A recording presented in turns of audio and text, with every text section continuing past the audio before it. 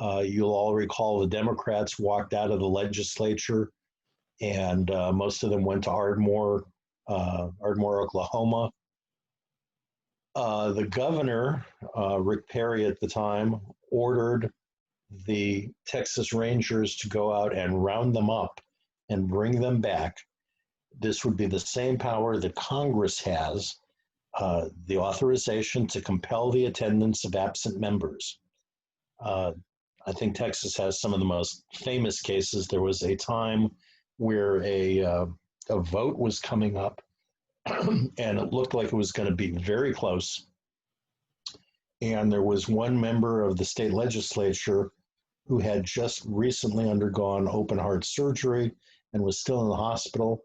And the governor ordered that he be brought to the legislature to cast the vote that was necessary. They brought him in his hospital bed with a doctor attending. So the federal legislature and state legislatures have the ability to authorize and compel attendance of absent members. Let's move on to slide number 4.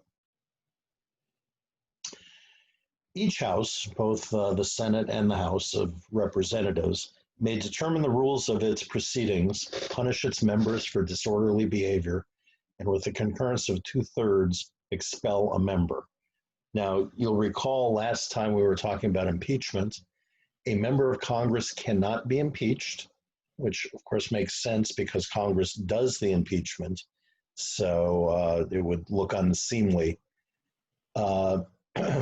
You know the controversy going on as of today in the United States House of Representatives regarding the proxy voting that's going on. This is the article of the Constitution that would allow it, even though the Republicans are claiming that it is unconstitutional. Each house may determine the rules of its proceedings. If the House of Representatives says we're going to allow proxy voting, and that passed through normal procedure, that rule is perfectly constitutional. Each house has the ability to punish members for disorderly behavior. You'll probably recall when President Obama was giving his State of the Union message, and he was talking about the Affordable Care Act. And a Republican member stood up and yelled and heard over live television, called the president a liar. Well, that would be considered something that is an embarrassment to the House of Representatives. And they have the ability to punish their own members for such disorderly behavior. That particular guy was removed from his chairmanship of 1 or 2 committees. And I believe that there was another instance similar where Congress actually said they removed all of his voting rights. So disorderly behavior. And by a 2/3 vote, they can expel a member. This is as close as you can get to impeachment. If 2/3 of the House of Representatives determines a representative is doing such a bad job that he should be removed, by a 2/3 vote, they can expel him. Same story for the United States Senate. 2/3 vote, they can expel a member. Let's go to slide 5. Each house shall keep a journal of its proceedings. This is now known as the Congressional Record. Everything that is said in Congress, everything that is written in a committee report, even if a committee is traveling, it's not meeting in Washington, but it's traveling around the country, holding its meetings, every word of what's said goes into the Congressional Record. The next line, though, I think is interesting. Can Congress keep secrets? And the short answer is yes. It says right here, each house shall keep its journal of its proceedings, excepting such parts as may in their judgment require secrecy. Obviously, there are some things that are discussed in Congress that can't be made public. If they're talking about locations of where the atomic arsenal, the nuclear arsenal is kept, um, rules about engagement in war, some things like that clearly need to be kept secret. So I think most of us would understand the concept of secrecy. The interesting thing, though, is we said this in the very first session on the Constitution that the three branches of government are co equal branches.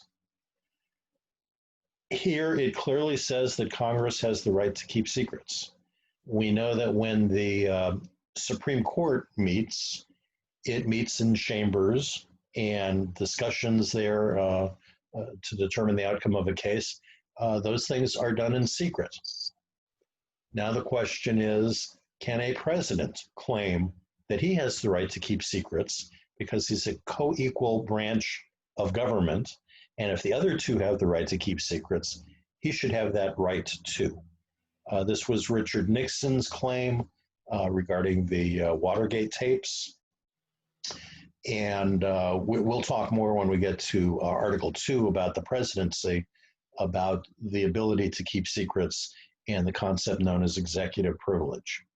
Now, the Journal of Proceedings will list all of the yeas and nays of the members, as long as at least 1/5 of those present request that it be entered onto the journal. So voice votes, those types of things, the individual votes obviously are not tabulated because it's just by a voice count. But if 20% of those present say they want it on the record, then they have to do a roll call, and each vote has to be recorded and published in the congressional record. Number 4 here, neither house during the session of Congress shall, without the consent of the other, adjourn for more than 3 days, nor to any other place than that in which the two houses shall be sitting. This might be an argument that the Republicans can make about the proxy voting that's going on right now in the House of Representatives. The question is, are they at another place other than where the two houses should be sitting, which should be the Capitol building? I suppose this is an argument. I don't know if the constitutionality claim is going to go any further, but adjournment for more than 3 days, not permissible unless both houses agree to it. Moving on to slide number 6.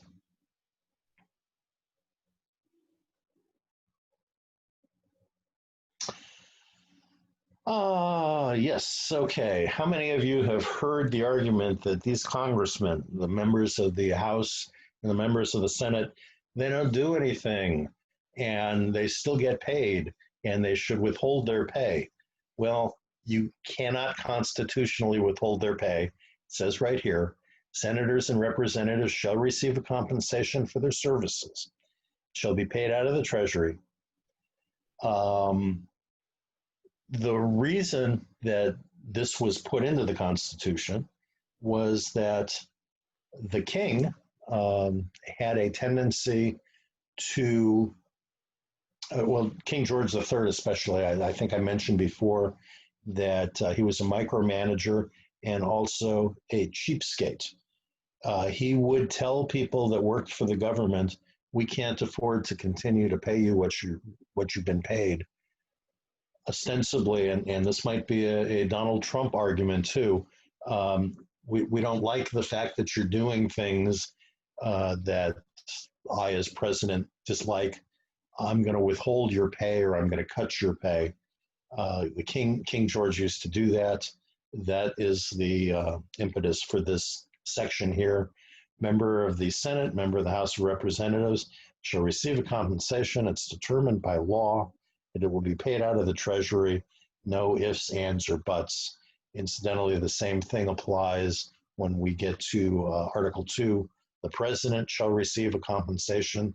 You can't hold back his pay. And the members of the federal judiciary in Article 3 also have this same right to compensation, cannot be withheld.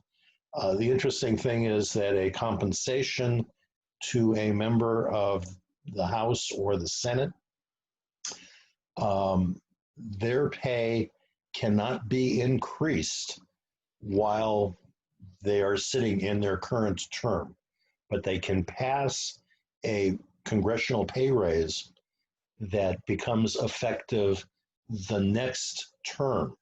In other words, giving voters a chance to get rid of this guy if he voted for a pay increase that the voters of his state decide were not proper. Another thing that's in here is the privilege from arrest during attendance, going to and returning from Congress. Another thing that King George used to do, if he was afraid the Parliament was going to come down voting against something that he wanted or voting for something he was against, he would have those members of Parliament arrested as they were going to the Parliament. And the writers of the Constitution, the founders, recognized that as a problem, and so they put that language specifically in here. During your attendance in Congress, you cannot be arrested unless it's treason, felony, or breach of the peace. You also cannot be arrested going to Congress and returning from Congress. You might recall a case not so long ago where a congressman was driving to the Capitol. He was drunk. He got involved in an accident. The police were there. They were going to place him under arrest. He said, "I'm going to vote in Congress." They were required to let him go and vote. And after he left, then he turned himself in because he had obviously, there was an issue that he had broken the law.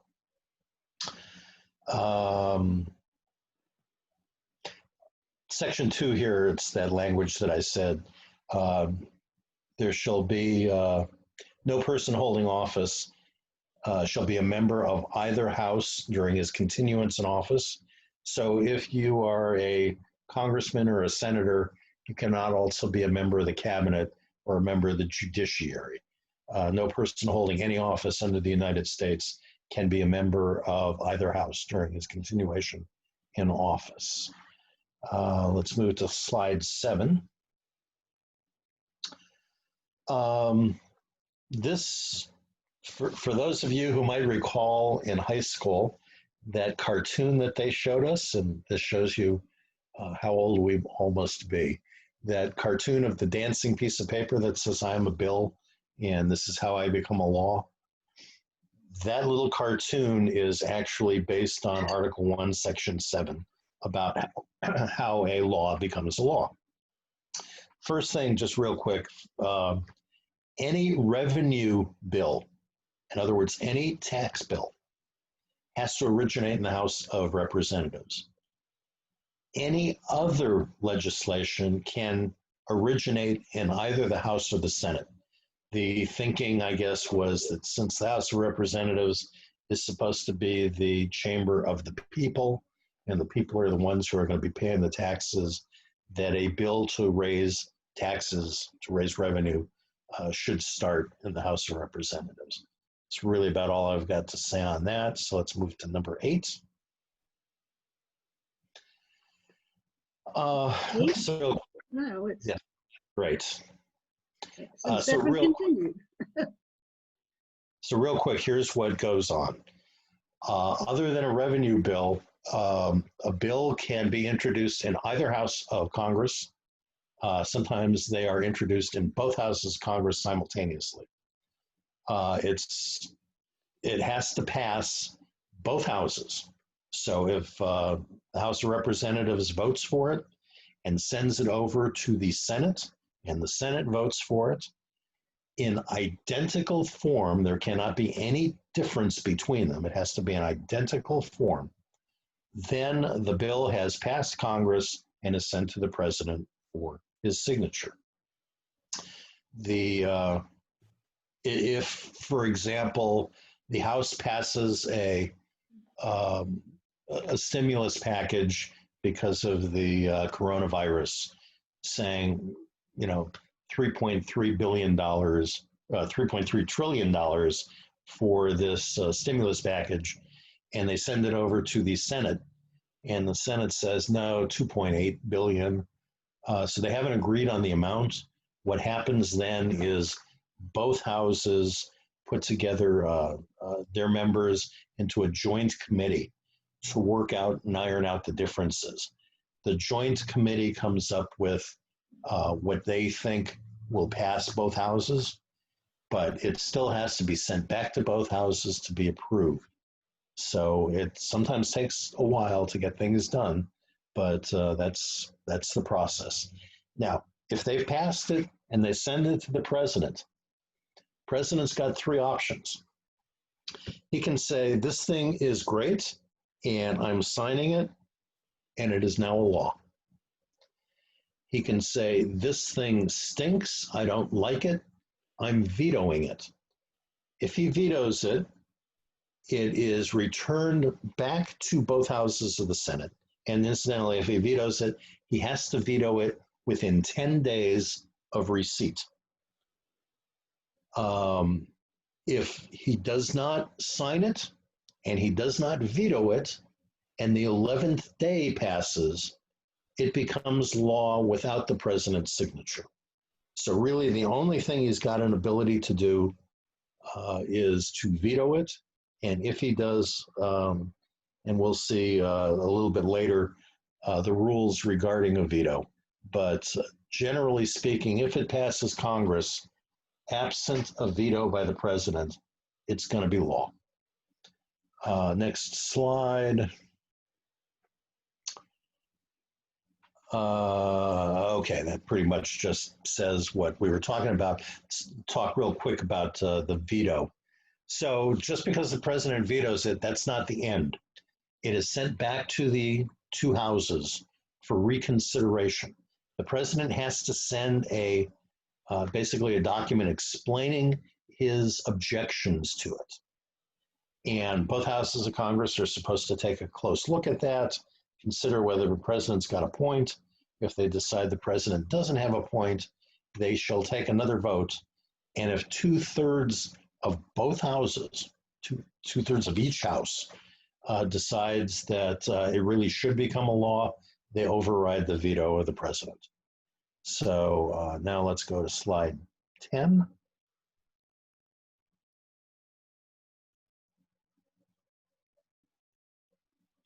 All right. This, I think, is where you really need to pay close attention to see that the intent of the Constitution was the real power belongs to Congress. Article 1, Section 8 is often referred to as the enumerated powers of Congress or the express powers of Congress. And basically it starts with this line: Congress shall have the power, not may have the power, it shall have the power. That's exclusive power over the number items that are in this section. You'll recall under the Articles of Confederation, the reason the government of the United States was always bankrupt was because they had this weird system of how to levy the taxes, and they really had no enforcement to collect the taxes. It was like an entire paragraph long about how the process was supposed to work, and it never worked. They fixed it in 5 words. Congress shall have the power to lay and collect taxes, period. If Congress needs to send the army out to collect the taxes from a state that isn't paying, they now have the right to do that. They can do whatever is necessary to collect the taxes, the duties, imposts, excise taxes. They have the express power to pay the debts and provide for the common defense and general welfare of the United States. That this is not a power that the president has. It is exclusively the power of Congress. And this last section, all duties, imposts, and excises shall be uniform throughout the United States. In other words, no one state can be punished by putting a higher impost or duty on their goods or allowing someplace to have a lower impost or duty. It has to be uniform throughout the United States. So the ability to lay and collect taxes, right there in 5 words, solved one of the biggest problems under the Articles of Confederation. Slide number 11.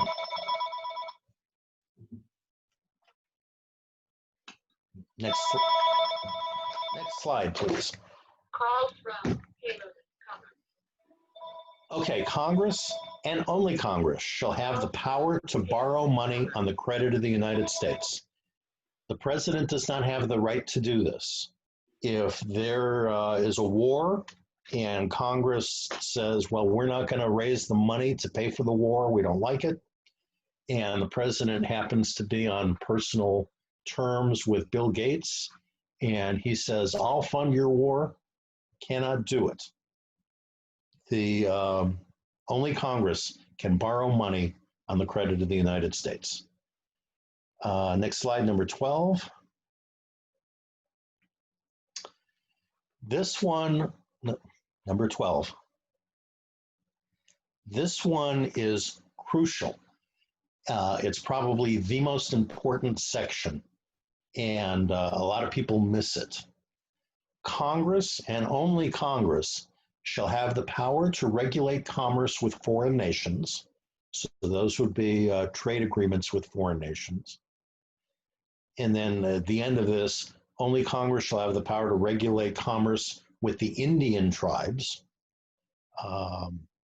And the in-between clause, let's see, 1, 2, 3, 4, 5 words again. Congress shall have the exclusive power to regulate commerce among the several states. That is the Interstate Commerce Clause. That could be the single biggest power that Congress has. Any merchandise, any product that travels across state lines, the federal government, Congress, has the ability to regulate that commerce. This is what a lot of groups that want to limit guns from crossing state lines, this is their strongest argument. When we get to the Second Amendment, we'll see that there's arguments on both sides as to what the Second Amendment says about having guns, but that doesn't matter compared to this clause, which says Congress can regulate the sale of a gun crossing state lines. Can it regulate the sale of a gun that stays completely intrastate and doesn't cross state lines? That is a whole long discussion. Short answer is the Supreme Court has indicated that if a product doesn't necessarily cross a state line, but it has an impact on other states, that Congress has the ability to regulate it. The famous case had to do with, I think it was milk production, where during the Depression, the price of commodities like milk were dropping so low that dairy farmers couldn't even make a living. So Congress, under FDR approval, Congress passes a law regulating and stabilizing the price of milk along with thousands of other commodities, saying that the price of this commodity, it cannot be sold less than Congress says. Well, there were dairy farmers inside of a state. Their cows lived inside of the state. The milk that they produced was never sent out of state. It was only sold within the state. The feed that those animals ate was all grown, manufactured within the state. So some dairy farmers said, Your price restrictions saying that we have to sell it at a regulated price doesn't apply to us because we're not engaged in interstate commerce. This milk is only intrastate. The Supreme Court eventually comes to the conclusion that even though the milk never crosses state lines, even though the milk doesn't really have an effect on other states, the fact that, for instance, Texas has produced a certain amount of milk, the fact that it has produced that has an effect on other states sending their milk into the state of Texas. And therefore, that purely interstate action can arguably be called having an effect on interstate commerce. Because they keep the price where they keep it, it either encourages or discourages neighboring states from sending their milk into Texas. And the Supreme Court has said that's enough of an effect that the Interstate Commerce Clause here gives Congress the ability to regulate it. So even though it's a very short sentence, this thing is huge. Interstate commerce is one of the most important powers that Congress has. Our next slide should be 13. How many of you remember the city of Farmers Branch passing an ordinance saying that if you cannot show documentation, you cannot live in Farmers Branch and you cannot work in Farmers Branch? It was almost immediately invalidated by a federal court saying it was unconstitutional. Here is the reason why. Congress, and only Congress, has the power to establish a uniform rule of naturalization. That's talking about citizenship and immigration. The reason that it has to be uniform is otherwise each individual state will have a different rule about who they let in, and that was exactly what Farmers Branch was trying to do. So they made sure when they wrote this Constitution that when it comes to issues of naturalization and citizenship, which are kind of the same thing, and also issues of bankruptcy, Congress has the exclusive right to make the rules about that. So when the state of Texas says, we're going to send down our National Guard to block people from coming into the country, the question is it violating what Congress has passed? And I know there's a lot of criticism that Congress just doesn't want to deal with this issue, but the thing is, states, counties, local cities do not have the authority to take it on their own under this section. There's more that we can talk about on that, but basically that's it. Immigration and naturalization is established by Congress. Number 14. Congress, and only Congress, has the power to coin money and regulate its value and to fix the standards of weights and measures. Okay, so under the Articles of Confederation, there was a federal currency, but each of the colonies had its own currency as well. This says that basically no state has the ability to coin money. Only Congress can do it, and Congress shall regulate its value so that a dollar in Texas is worth the same dollar in Louisiana. The fixing of standards of weights and measures, this had some kind of historical background pre-revolution. Some of the colonies adopted the English system of weights and measures, especially like an English ton, which a ton under English history was 2,200 pounds. Many states or colonies in the United States had said that a ton is 2,000 pounds. So what happens if somebody contracts to buy a ton of cotton from the South? Somebody in Massachusetts that has a textile mill buys a ton of cotton from the South, and it arrives, and they were expecting it to be 2,200 pounds of cotton, and it's only 2,000 pounds of cotton. So this is why the federal government, Congress exclusively, shall fix the standards of weights and measures. There's a lot of fun stuff to talk about there too, but we're not going to take too much time on that. So next slide is 15. 15.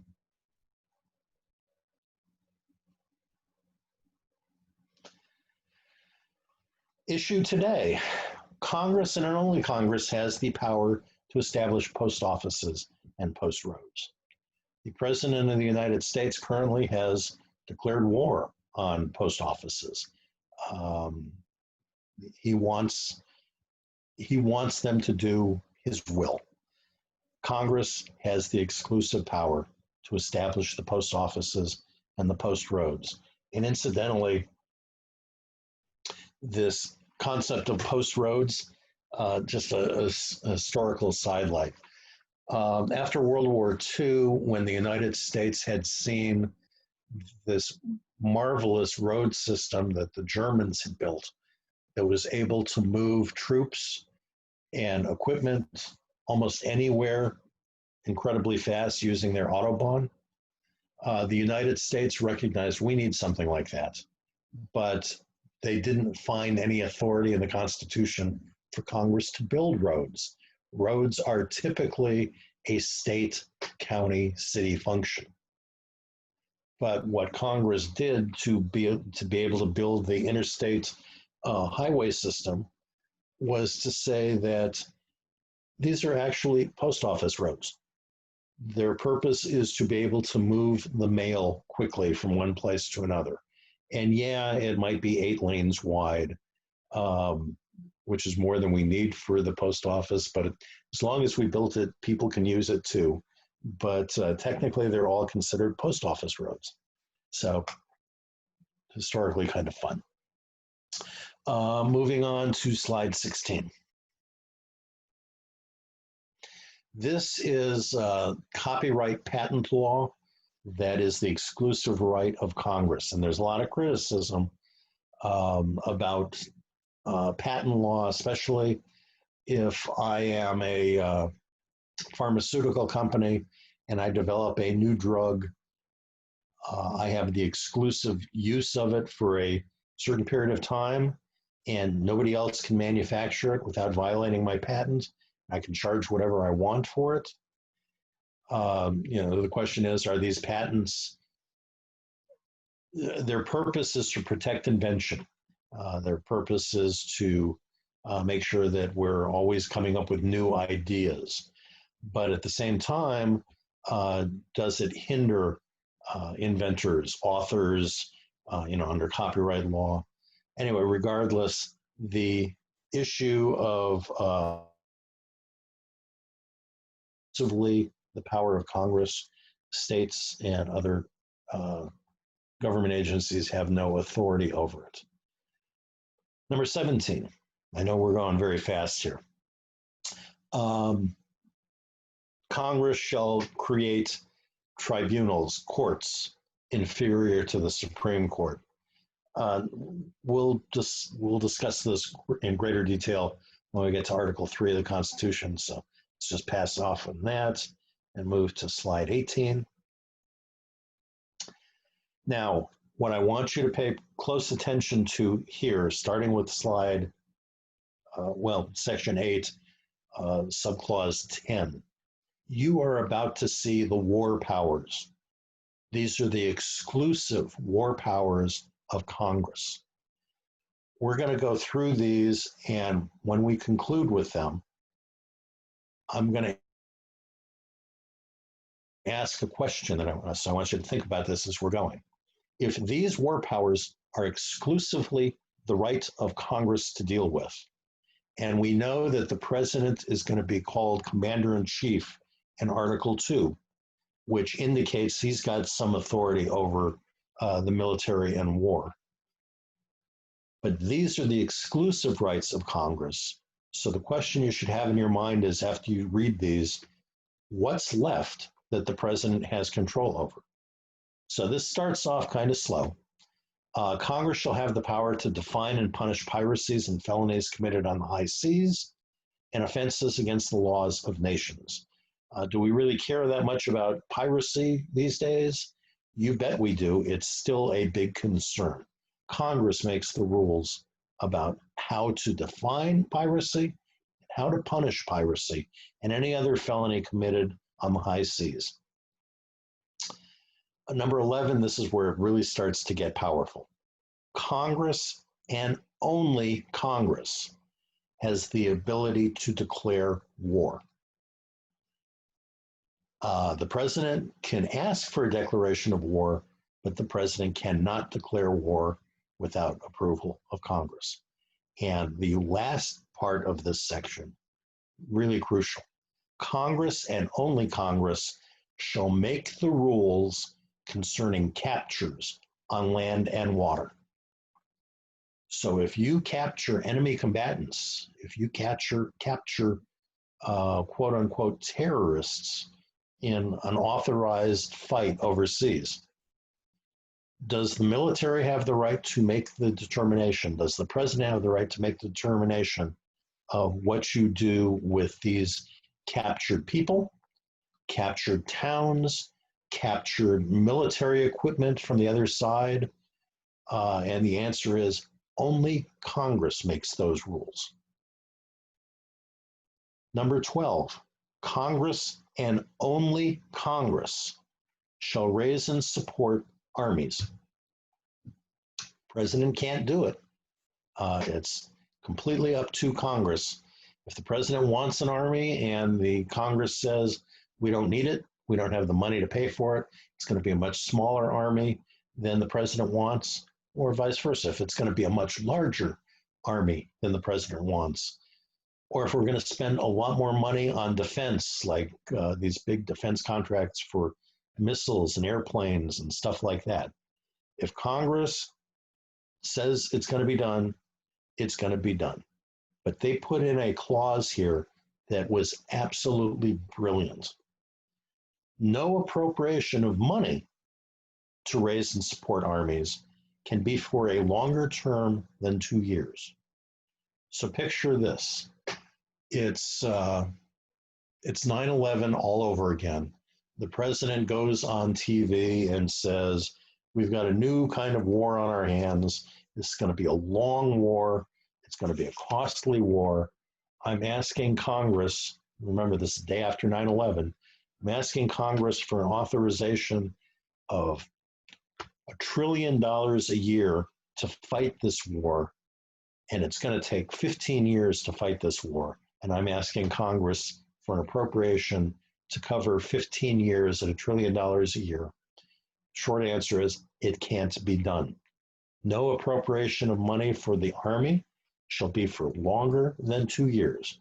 At the end of 2 years, Mr. President, you come back and give us your story about why we should continue to fund this, and we'll give you money for another 2 years.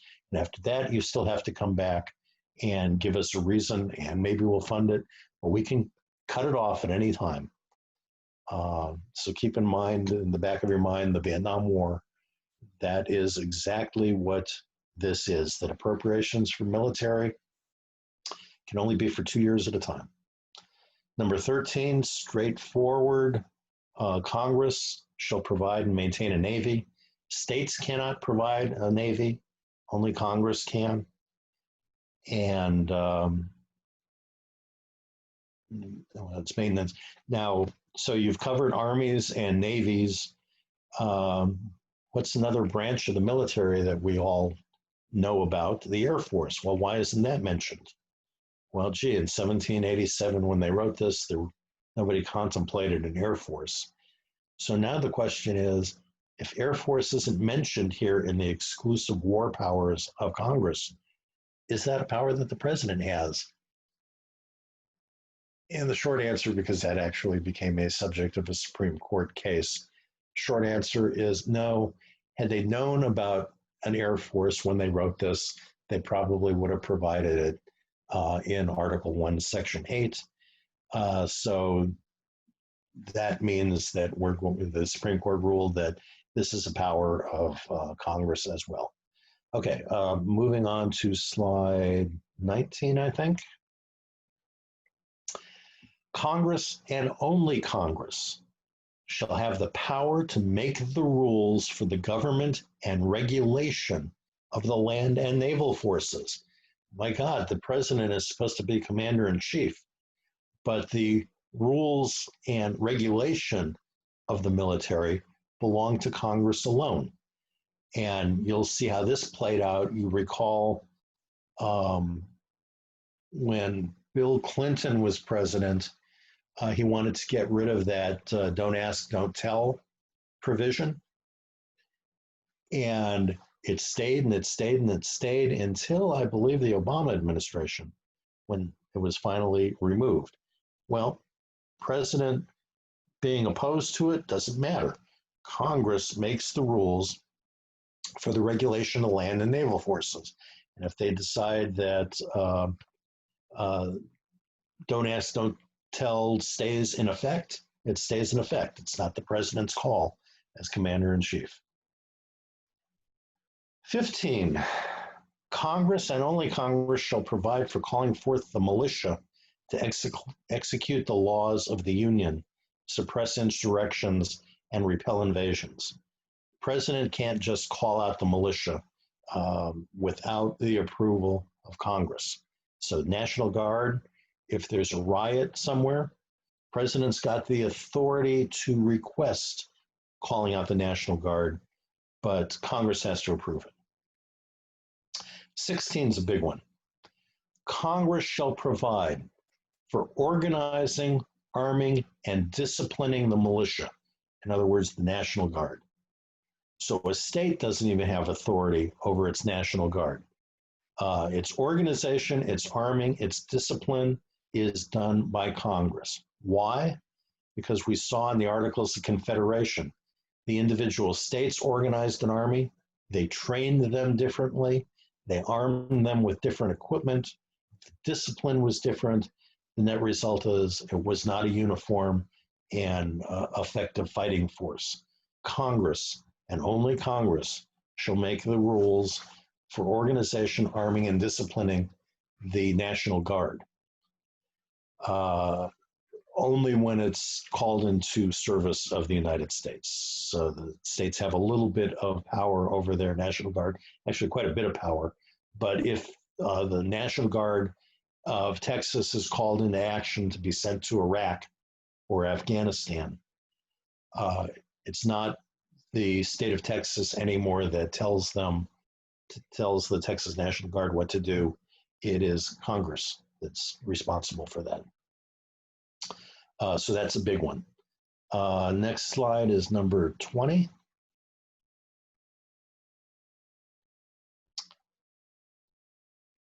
Okay, well, we're done with the war powers. So before I get into this, just real briefly, if I don't know if we want to open this up for just a moment for chat.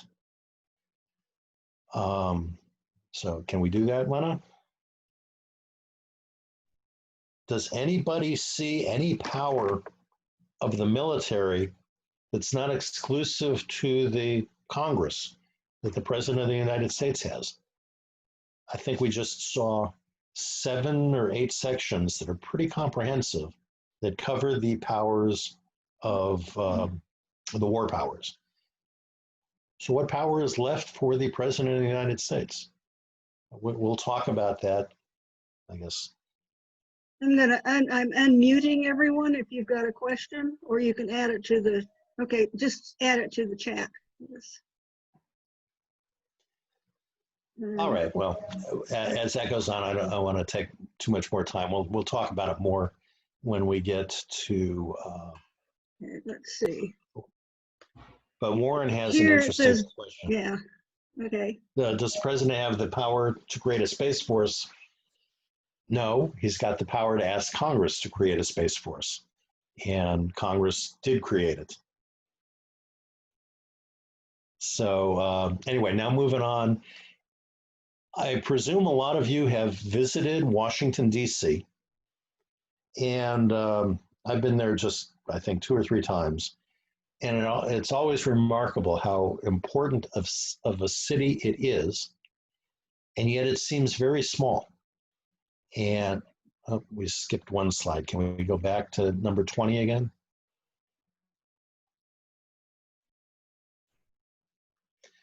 Okay, so this line 17 here.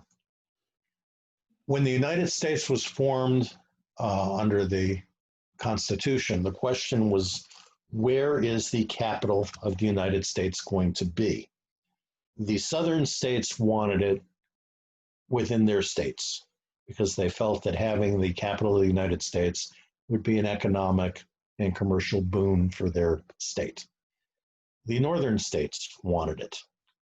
The fight kept going back and forth, and the determination was made here in the Constitution. Here's what we'll do. There will be a district created. It will not be bigger than 10 miles square. That's 3.3 by 3.3 miles. That's tiny. They didn't want a huge capital city like Paris, France, or London, anywhere else. This was the first time, I think, in modern history where a capital of a nation was created. It wasn't a city in existence before. It was created to be the capital of the United States. They basically took unwanted swampland and they turned it into Washington, D.C. And it's only 10 square miles. It does not belong to any state, so no state can claim some sort of privilege that they've got the capital of the United States in them. This 10 square miles, incidentally, probably at the time they wrote this, the thinking was 10 square miles should be big enough. But imagine the size of the United States government today. Some of the biggest bureaucracies and organizations of the United States government are not even in Washington, D.C., because there's not enough room. The Pentagon is in Arlington. The CIA, Arlington, Virginia. The CIA is in Langley. Social Security Administration, they're in Maryland. All of these huge parts of the government can't even fit in the 10 square miles. So they are spread out across the United States. That might seem inefficient, probably is inefficient, but there's a benefit to this that was probably completely unintended. In modern warfare now, if all of the major branches of the United States government's bureaucracy were all located in one city, one atomic bomb could take out the entire government of the United States.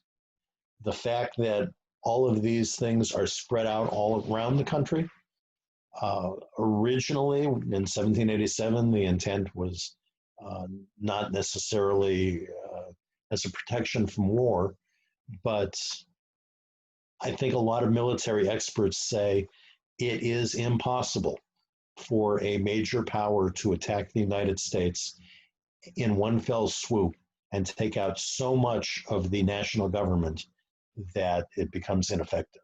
So we have a protection here that was probably completely unintended.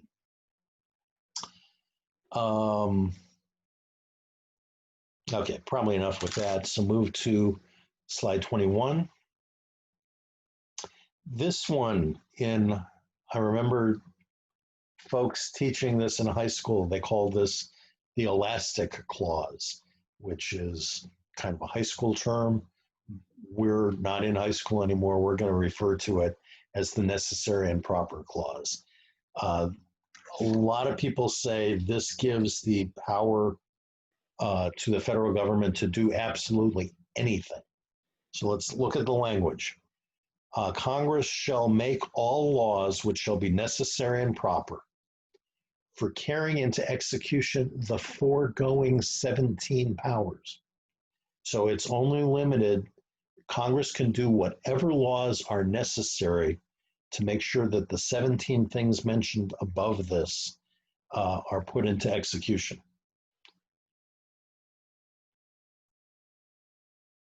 Okay, so enough on the necessary and proper clause. Let's see, what is our time frame? We're going until when? We have 3 minutes. Well, at least I got through the war powers. Okay, let's go to the very next slide and see what we got there. And there are some questions on chat.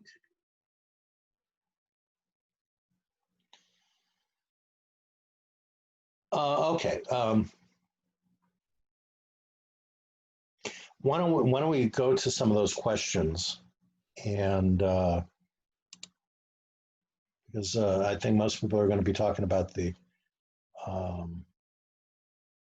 war powers, which I think are crucial to discuss. That the intent was this belongs to Congress. It's too big of a power to give to any one individual, like a president. So Congress has to make the decisions. Okay, let's see. I'm trying to unmute everybody, so for some reason it doesn't work. Okay. Donald Llewellyn asked the question, how does the National Guard relate to the Army, Navy, etc.? The National Guard, like a militia under the Articles of Confederation, can be called to aid the National Army in times of war or some sort of an offensive action. But when that happens, Congress makes the rules and regulations about how the National Guard is to be used. They discipline the people, they arm them, they provide the training for them. But National Guard is also used statewide for natural emergencies like earthquakes and hurricanes, tornadoes, floods, that sort of thing. Then the state has authority over it.